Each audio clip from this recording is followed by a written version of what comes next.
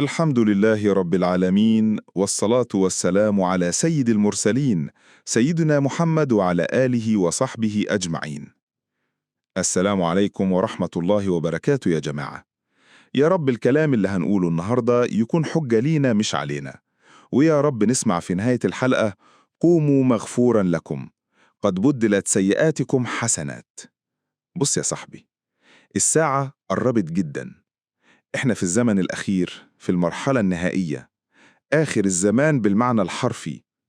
عارف النبي صلى الله عليه وسلم قال إيه؟ قال: بعثت أنا والساعة كهاتين، وأشار بإصبعه السبابة والغسطى. شايف الفرق البسيط بينهم؟ هو ده الفرق بين بعثة النبي وقيام الساعة. يعني ببساطة، إحنا خلاص قربنا نشوف حاجات مرعبة وعلامات كبيرة بتقول إن النهاية قربت. العلامات الصغرى أغلبها ظهر، وفي ناس فاكرة إن العلامات الصغرى لازم تخلص عشان تبدأ الكبرى، بس الحقيقة في علامات صغرى هتحصل مع الكبرى، وبعضها حتى بعد الكبرى. تخيل معايا، يوم من الأيام المسجد النبوي هيكون مهجور، مفيش حد بيصلي فيه، وكل اللي هيمر يقول: كان في مسلمين هنا زمان كانوا بيصلوا. والكعبة هيتهدم منها حجر ورا حجر، المصحف هيتشال من الأرض. كل ده قبل قيام الساعة فعلا.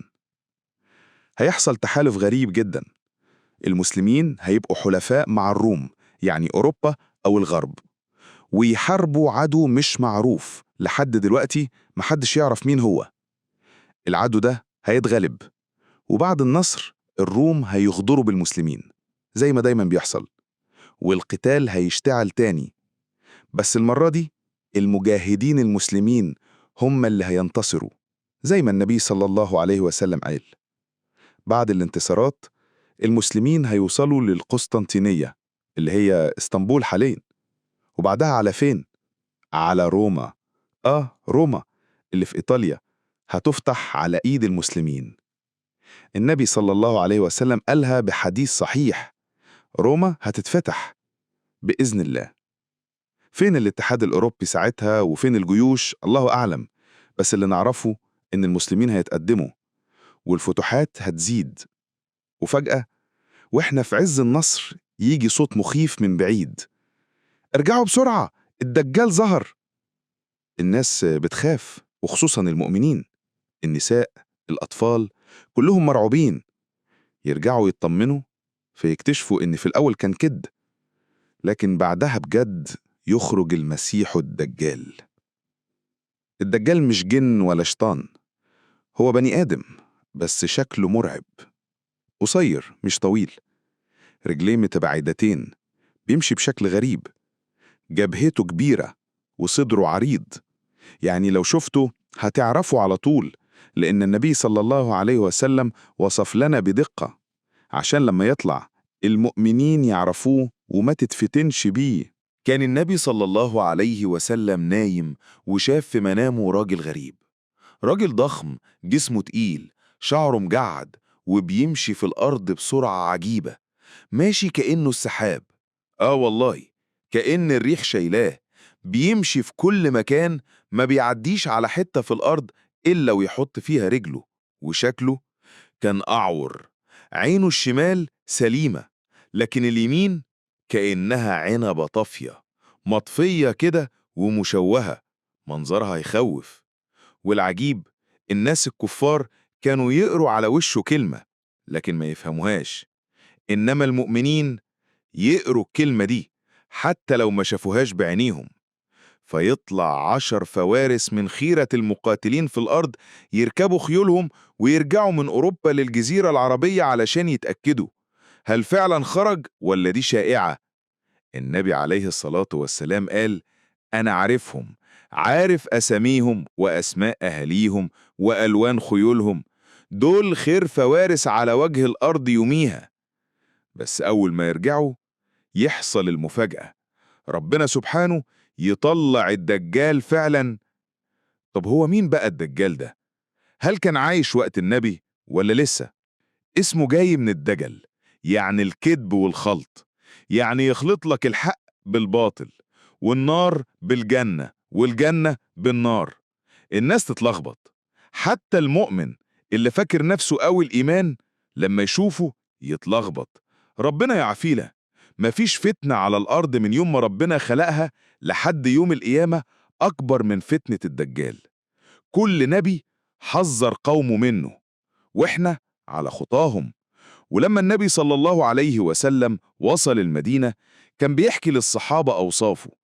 قال لهم هيتولد من أم وأب معينين، وهيكون شكله كذا، وهيحصل معاه كذا. الصحابة قالوا له: يا رسول الله، في صبي عند اليهود نفس الصفات. النبي قال لهم: روحوا اسألوا أمه، شوفوا حملت بيه قد إيه. راحوا سألوها، قالت 12 شهر، سنة كاملة. وسألوها: صرخ لما اتولد؟ قالت: صرخ الطفل عنده شهر، مش زي الأطفال لسه مولودين. رجعوا للنبي متأكدين، والنبي ساكت ما تكلمش، يمكن بيأيدهم، يمكن لسه الوحي منزلش. بس عمر بن الخطاب كان بيقسم بالله إنه هو الدجال، وابنه عبد الله نفس الكلام، وأبو ذر قال لك: أقسم 10 مرات إنه هو، ولا أقول مرة واحدة إنه مش هو. كلهم مقتنعين قدام النبي، والنبي ساكت. وفي يوم النبي صلى الله عليه وسلم راح له بنفسه، راح يتأكد. الولد ده كان اسمه ابن صياد. فبيقول سيدنا عبد الله بن عمر: فجأة لقيت ابن صياد بينتفخ، والله بينتفخ قدامي كده لحد ما ملا الطريق، بقى زي الجبل، وانا اتخضيت لدرجة ان نسيت نفسي وعيني غابت عن الوعي. الناس قالوا له بعدها: حفصة عملت فيك كده ليه؟ حفصة اللي خضتك؟ قصده على أخته اللي كانت بتقول له دايما ما تقربش من الراجل ده لأن في حاجة مش طبيعية. سؤال كبير الصحابة نفسهم اتقسموا فيه. ناس زي عمر بن الخطاب وابنه عبد الله وأبو ذر وجابر بن عبد الله كانوا بيقسموا بالله إنه هو. وكان النبي صلى الله عليه وسلم ساكت، مش بينكر ومش بيأكد. يمكن لأن الوحي لسه منزلش، أو يمكن لأن ربنا لسه مأذنش بكشف الحقيقة. النبي صلى الله عليه وسلم بنفسه راح يراقب ابن صياد، شافه وهو صغير قاعد بيكلم نفسه بكلام مش مفهوم. النبي قرب منه يسمع، لكن أمه صرخت: يا صافي، ده محمد، ده النبي جه. فابن صياد سكت على طول، والنبي قال: ويل لها، لو كانت سابته شوية كنت عرفت هو الدجال ولا مش هو. المرة اللي بعدها النبي مسكه بإيده وقال له: يا غلام، أتشهد أن لا إله إلا الله؟ سكت. فقال له النبي: أتشهد أني رسول الله؟ رد الولد وقال: وإنت أتشهد أني أنا رسول الله؟ النبي اتصدم من الرد، إزاي طفل صغير يقول كده إلا لو معاه شياطين بتساعده؟ النبي صلى الله عليه وسلم حب يختبره. ربنا كان منزل عليه صورة جديدة محدش يعرفها، فقال للصبي: خب ائتبك خبيئة، قول لي إيه هي؟ فقال ابن صياد: خاء، يعني جاب نص الكلمة، صورة الدخان. الشيطان كان بيهمس له بس ما كملش الكلمة. فقال له النبي: اخسأ فلن تعدو قدرك، يعني مش هتعرف توصل أكتر من كده مهما حاولت. الولد كبر وأسلم وصلى وبقى مع المسلمين، لكن الشك فضل موجود، لأن في ناس بتقول الدجال ممكن يبدأ بصلاح بعدين يفسد ويكفر ويخرج في آخر الزمان. المهم فضلت القصة دي علقة في دماغ الصحابة، وابن صياد نفسه بقى ليه أولاد وكان بيحج وبيصلي. بس هل ده معناه إنه مش هو الدجال ولا بيخفي حقيقته؟ بيقول الصحابي الجليل أبو سعيد الخدري: خرجنا في سفر وكنت أنا وهو، يقصد ابن صياد، لوحدنا. اتخضيت، كنت مستوحش منه، حاسس إنه شيطان. وسيدنا عبد الله بن عمر يوم من الأيام سأل ابن صياد: إمتى عينك اتشالت؟ إمتى اتعميت؟ قال له: مش فاكر. رد عليه ابن عمر: كذبت، عينك مش موجودة وبتقول مش عارف. ساعتها ابن صياد غضب غضب غريب وبدأ ينتفخ ينتفخ ينتفخ لحد ما ملا الطريق. بيقول ابن عمر: وقعت وفقت لقيت الناس بتقول لي: انت ليه عملت كده؟ حفصة كانت قالت لك تبعد عنه. وفضل النبي صلى الله عليه وسلم يحدد للصحابة مكان البحر اللي فيه الدجال.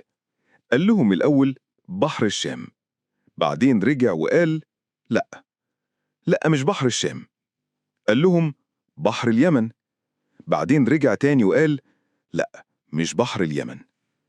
وبعدين وقف وركز وقال بل من قبل المشرق، من جهة المشرق، من ناحية الشرق، يعني شرق المدينة.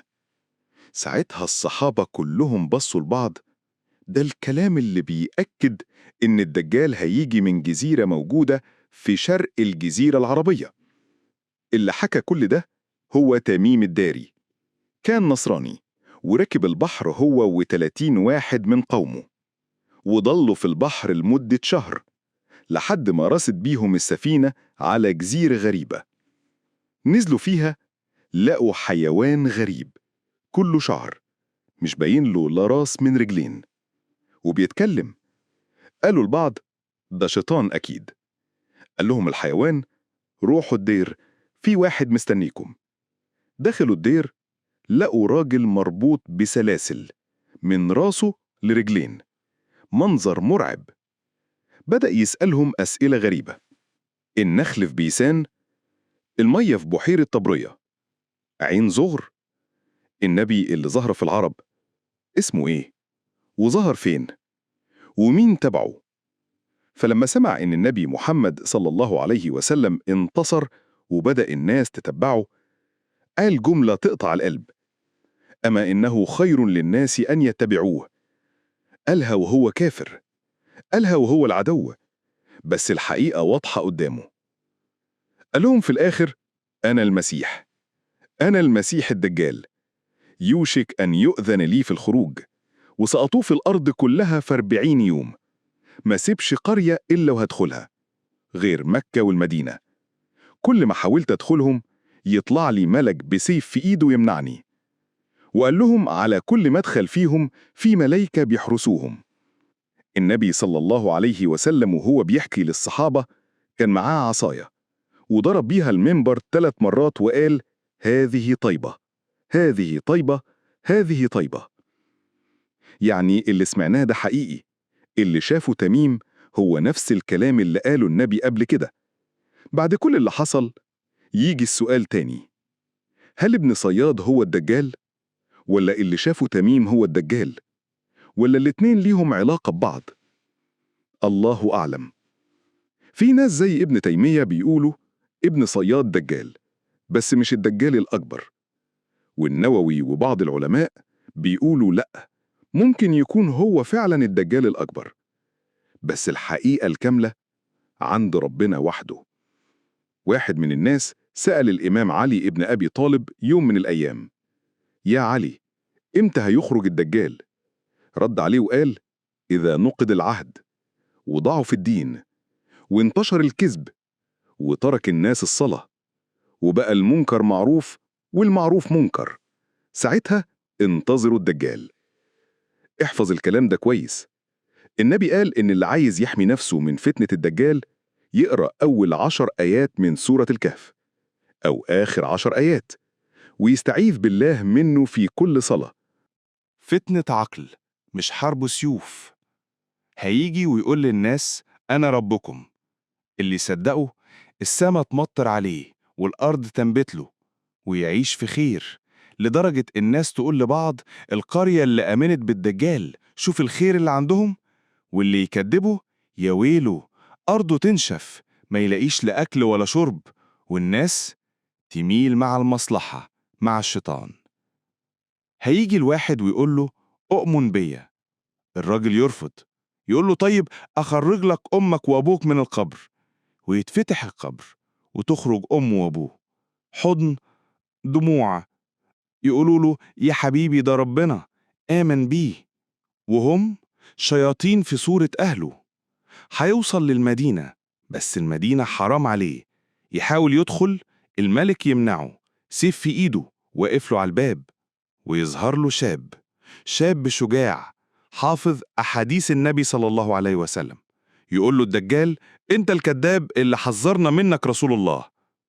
الدجال يغضب، يموته قدام الناس ويقسمه نصين ويمشي بين نصفيه، وبعدين يرجعه تاني حي ويقول له: أمنت؟ يرد الشاب: والله ما ازددت إلا يقين إنك الدجال. يحاول يقتله تاني، ما يعرفش. يرميه في ناره، بس النار دي جنة من جنات ربنا. النبي صلى الله عليه وسلم قال: ده أعظم شهيد في الأرض عند رب العالمين. قول في صلاتك: اللهم إني أعوذ بك من فتنة المسيح الدجال. ثبت نفسك وقوي إيمانك وامسك في دينك بإيديك واسنانك. وفي النهاية اعرف إن الدجال مش هيكون فتنة للناس الجهلة بس، لا، ده حتى بعض المؤمنين ممكن يتلخبطوا.